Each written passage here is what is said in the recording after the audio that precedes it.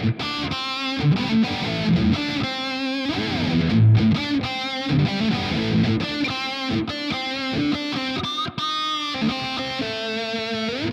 there, welcome back to the channel. Thanks for watching.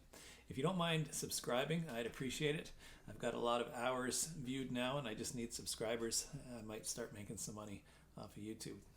Here we go. This is a Squier Stratocaster and it is a USB equipped model. So that's what makes this unique. I've never touched one of these before.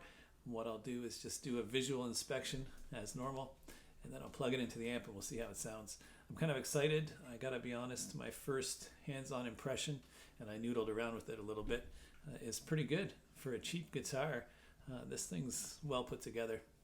So let's take a look. Okay, so here we go. Here is the headstock. And if I didn't know better, just looking at the headstock, I would have probably thought this was a classic vibe. Has the nice gold Squier logo with the black outline and almost a vintage tint, I would say. Now it does say Strat as opposed to Stratocaster, so I'm not sure about that, but it's all good. Here's the back of the headstock, and we see it's made in Indonesia, and it does have these Shaler style tuners, but they look to be no name, unbranded, but they feel great. Now if I feel this neck, that actually feels like a classic vibe neck as well. It's a nice medium C carve, and it has that glassy feel that a classic vibe has. Really like it. Now here is the fretboard, fingerboard as some would call it, and it does look to be a little dry, but it's a nice tone to it. Looks like a rosewood, sort of dark. Really nice.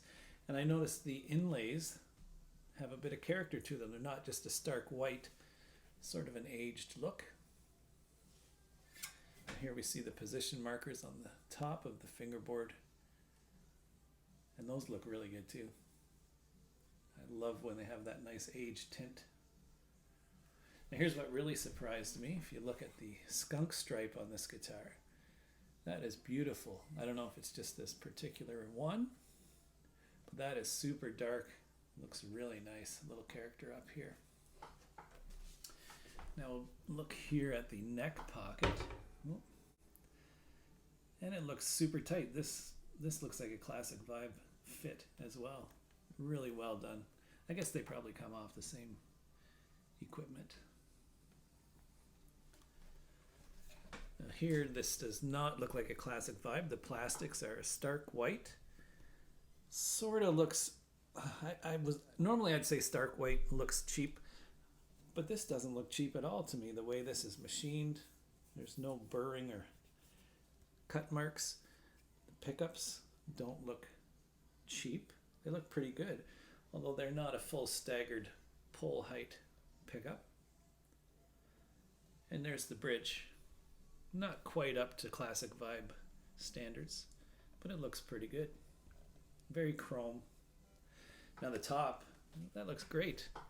It's obviously multiple pieces, but what a nice job on the burst. There's a little character here in the body. And I'm not sure what kind of wood that is. I'll Google it and flag it up here if I can find out.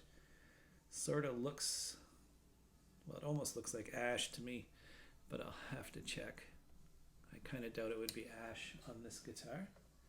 There's the back, lots of figuring going on. Really cool.